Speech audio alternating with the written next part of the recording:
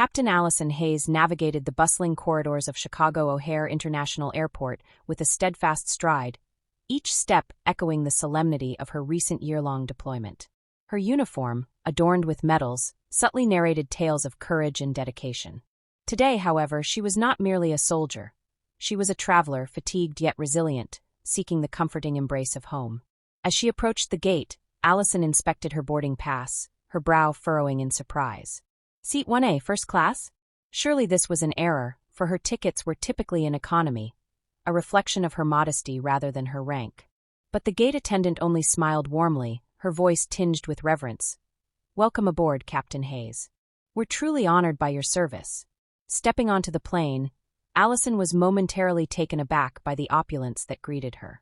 The first-class cabin boasted plush leather seats and an aura of tranquility, a stark contrast to the harsh environments she had endured. She settled into her seat, a rare sigh of comfort escaping her as she sank into the luxurious cushioning. However, this peace was abruptly shattered.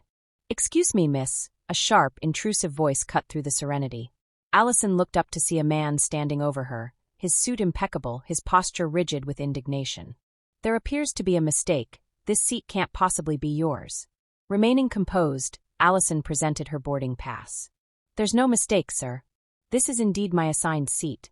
The man scrutinized the ticket, his gaze then shifting dismissively over her uniform. "This is utterly unacceptable. You, a military person in first class? Absurd." His voice, loud and contemptuous, drew uneasy glances from other passengers.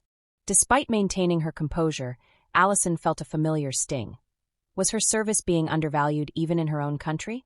The situation escalated as the man's protests grew louder. "She has no business being here among paying customers," he bellowed, his face reddening with fury. Before Allison could respond, a flight attendant quickly intervened, her tone both firm and calm. "Sir, please lower your voice. Captain Hayes is seated where she should be. Your seat is in 3D, just a few rows back." With a mix of embarrassment and frustration, the man gathered his belongings and retreated, muttering under his breath. The cabin slowly returned to its former state of quiet, but the air remained thick with residual tension. Allison turned her gaze out the window, contemplating the unspoken battles she faced upon returning home. As the plane climbed above the clouds, Allison felt a gentle tap on her shoulder. She turned to find the same attendant, who now extended a small folded note. With hesitant fingers, Allison unfolded it, her eyes quickly scanning the handwritten message. "My brother served 2 tours. I understand the weight you carry. Your place here is earned, not given. Thank you for safeguarding our freedom." Tears blurred her vision as she read the note again. Looking up, she met the attendant's eyes, filled with an empathy that transcended simple gratitude. A silent nod was exchanged, a powerful acknowledgement of her service and sacrifices. Allison tucked the note into her pocket, feeling a profound sense of validation. For every sneer and misunderstanding, there were those who genuinely appreciated the sacrifices made by soldiers like her. She realized that her uniform did more than signify duty. It bridged disparate worlds, the realm of those who serve and those who are served. Throughout the flight, while other passengers were engrossed in their entertainment or conversations, Allison found herself reflecting on her dual identity as both a soldier and a civilian. The flight became more than just a physical journey. It was a moment of introspection about her role in a society that often seemed disconnected from the realities of military life. Upon landing, the weight of her duffel bag seemed lighter. The note was not merely a piece of paper. It was a beacon of respect and gratitude from one stranger to another, a reminder of the silent bonds that hold society together. Stepping into the terminal, Allison felt a renewed sense of purpose.